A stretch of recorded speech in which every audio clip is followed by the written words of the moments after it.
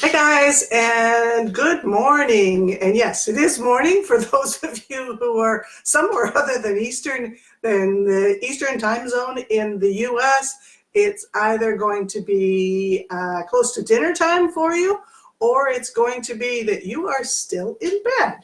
And super cool. Or maybe, yeah, either Matt, where you are. That's get my voice talking correctly. So this morning, the reason that I'm coming to you really early is today is for my non-American members, guest audience. Today is U.S. Thanksgiving celebration, different than our Canadian one. We had it back at the beginning of October, where we celebrate a bountiful harvest. That's what we celebrate Thanksgiving for. The Americans actually celebrate today. And they are celebrating the arrival of the Mayflower, the Pilgrims, that type of thing, into northeastern United States. So very different celebration from a conceptual point of view, but the reality is we're all celebrating thanks. And I want to say thank you. Thank you to all of you for being part of my community. I hope that you're getting something, even if it's one teeny tiny little thing that's helping you change something with your dogs, your life, your business, and that's making the difference for you. So I am super grateful for each and every one of you, whether or not you are commenting, whether you're a lurker, whether you've just joined us, or whether you've been with us for a long time. Thank you so very much for being part of my community. So with that, today we're talking about another a challenge that people face when they look at things, when they look at canine conditioning, at indoor exercise in any form or fashion.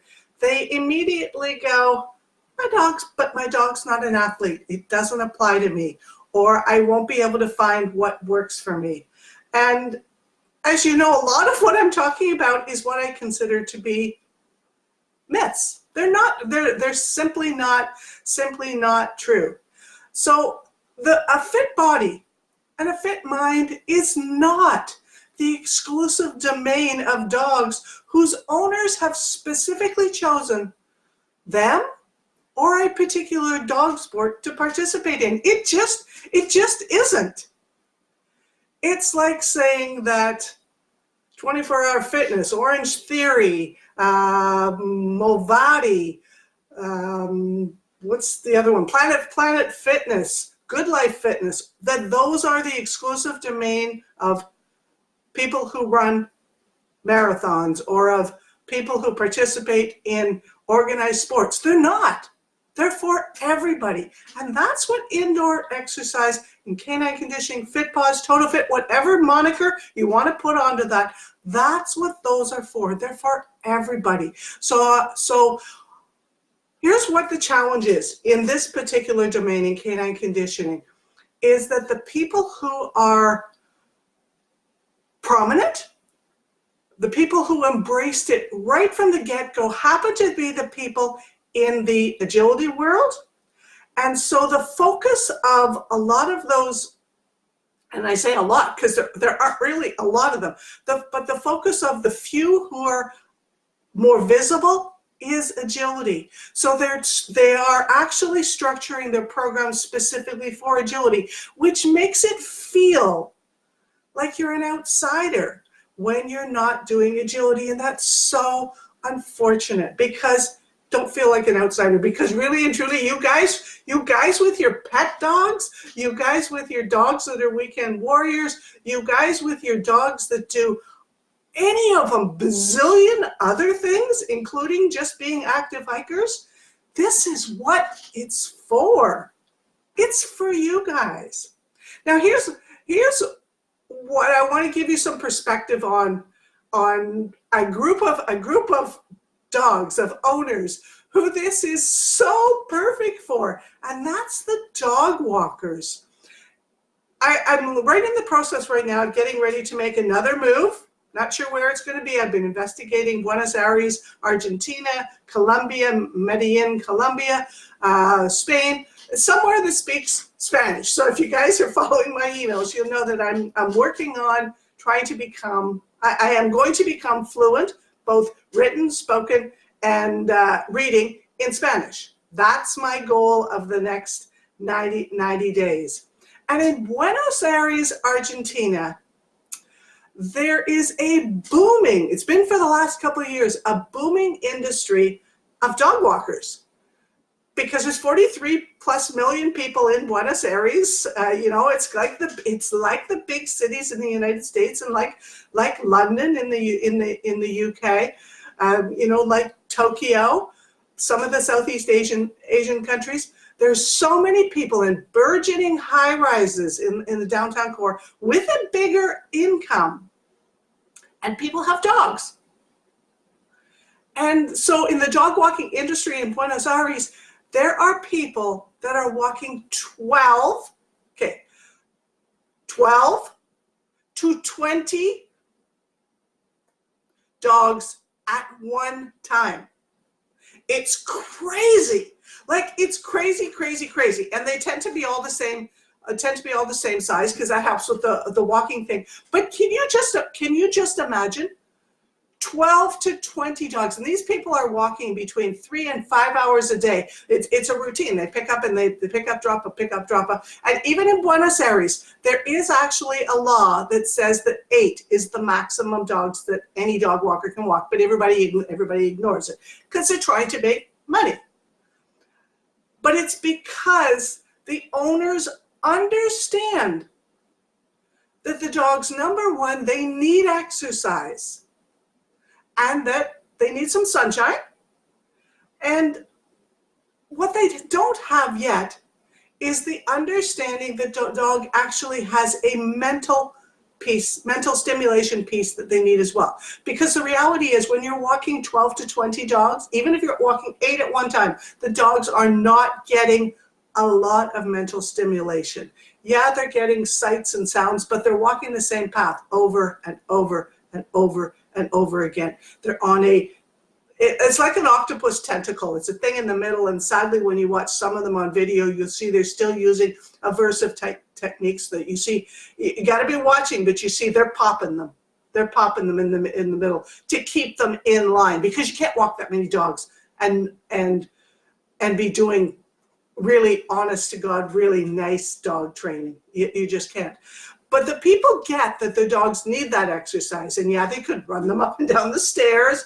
They could go out and do it themselves. But again, we're talking busy lifestyles, big city.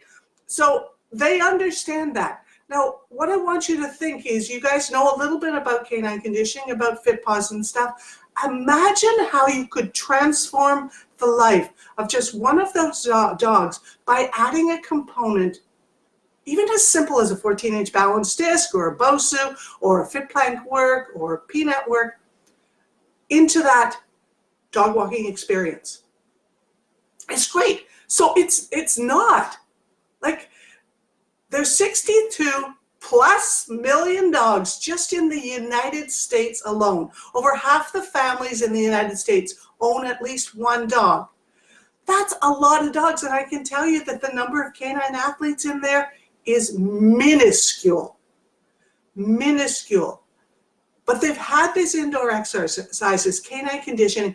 It's been placed in front of them, because it actually started, the popularity of it in the dog sport world started way back when, 15 years ago, with the 14-inch discs and something called proprioception. Dog understanding where its limbs are going. So those are my 4 limbs.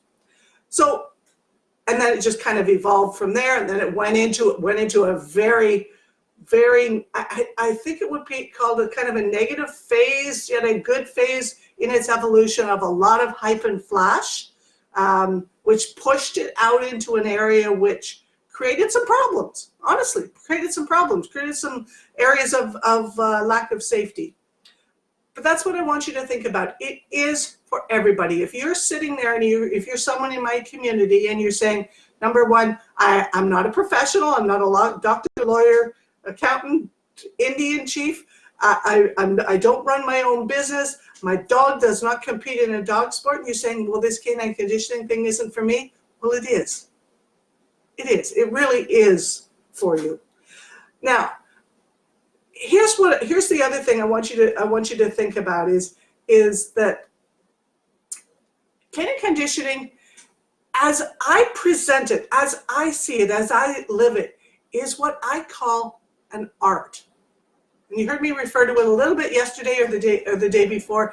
The fine tuning, the little pieces. You know, when you're making a piece of art and you have something in your mind and you're evolving it, and you're making a different stroke, or you're a potter and you're curving it around and you smush it all up into a ball again and you put it back on the kiln and you massage it again and you tweak it. That's the way I think of canine conditioning. Yes, I understand canine anatomy, and I think people need to have you need to know what's the front end and the back end. You need to have some understanding of what a joint is and when things are not in the right lines. But it's an art, not a science. And that's from the professionals. That's from the history of where we came from. And I've had people say, well, in your presentations, you don't talk a lot about the science. Well, do you know why I don't talk a lot about the science? Because there isn't a lot of science. The science that's there is out for humans, and I do talk about that. But also the science that's there is very limited. Any studies and research on injuries is now coming out of the canine athlete world, and in particular, the agility world. Because they're looking at specific injuries that are occurring on the agility field in training, that how can canine conditioning help that? That's not my area of expertise. I have a contact who is at the forefront of that research, that if I need to, I can reach out to.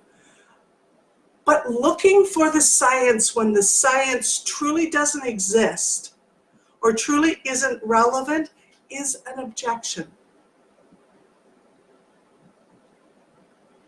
So let's just go back to the agility thing. The reason that they can do that science is because in agility they have a controllable and a predetermined outcome. They want the dogs to go faster and they don't want them to get injured. So the two top injuries that you get in agility is you get their shoulder and cruciate. And they're turning injuries. Okay? They can control the environment, they can watch what happens, they can video what happens, but those two injuries, so turning on landings, so going over a jump and turning and landing like that, and coming off contact equipment where they're driving down like that and turning out of it. It's the landing, not the takeoff, where the injury occurs, but the injury sets up on the takeoff. So that's where canine conditioning comes in. But those behaviors, okay, so I said, I can't get started in canine conditioning because my dog's not an athlete. But what if I asked you the question, does your dog ever chase a squirrel, a rodent, flying leaves, chipmunks, those squealy little chipmunks that drive my English cockers batty? Does your dog ever chase that? Does your dog ever chase the ball? Does your dog ever slip on the ice? All of those scenarios are almost identical in injury setup to what happens in agility. So you can truly benefit from those things. Navigate other dogs in the dog park, have to leap up all of a sudden and then get out of the way of the dog that has no consideration for your dog and is just going to bowl your dog over. You have what I would consider to be a canine athlete. Every person has a dog that behaves like a canine athlete.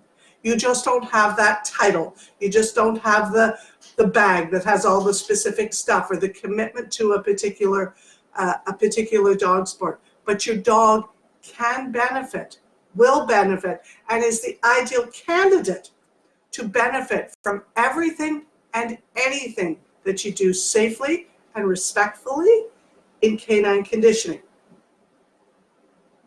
Want me to tell you what the #1 injury is in dogs across the world? Bet you can guess. It's not cheap to repair it. The cruciate ligament injury. More than 50% of the surgeries that are being performed are cruciate injuries, because dogs are living life, because dogs are carrying, even just an extra pound. And we're going to talk about, I'll be talking about that a little bit later, whether they're carrying a little bit of extra weight, whether they haven't got the support to hold everything together, whether they're being asked to go out and asked or do on their own. All of a sudden they go from a standstill on the back deck to hyperspeed as they go after the squirrel, and they have to haul up and stop because the fence is there. All of those things create opportunity for injury. So I just wanted to leave those thoughts with you. Yes, there are dogs out there who are, quote, quote, elite canine athletes. They are bred for that. There's the sport breed mixes where they pick dogs specifically for a specific sport. I'm not speaking to that audience. That audience has a whole different place that they can go. Does what I speak about apply to them? Absolutely. Absolutely. But I'm speaking to all of you who are kind of resistant to any simple piece of canine conditioning because you think it only applies to the sport dogs. It applies to you. To you. Moment has not ever done an agility class. He had some, I do all my dogs now. We do some basic stuff. He can do all that kind of stuff. I made a choice because I looked at him and went, I'm not my interest. No, not interested. But he gets the conditioning as if he was. And he has his back, which is his challenge piece. So I'm going to leave that with you. Keeping it under 18 minutes. But just think about it. Are you holding your dog back because you think he's not something he doesn't need to be? So remember, tomorrow, crazy, sick, awesome sale for Black Friday. That's the American piece, but it's going to be available to everybody worldwide. And the 9th of December, the Fit Body, Fit Mind Dog Monthly membership is opening for 3 days only. So you'll want to get yourself inside there. And with that, I'm off. I have a daughter in the U.S., so I'm bi-country. So I celebrate Canadian and American. So happy Thanksgiving, everybody, and we will see you tomorrow. Enjoy your turkey or your whatever it is that you're having, and enjoy, be present, have time, love your family. See you guys.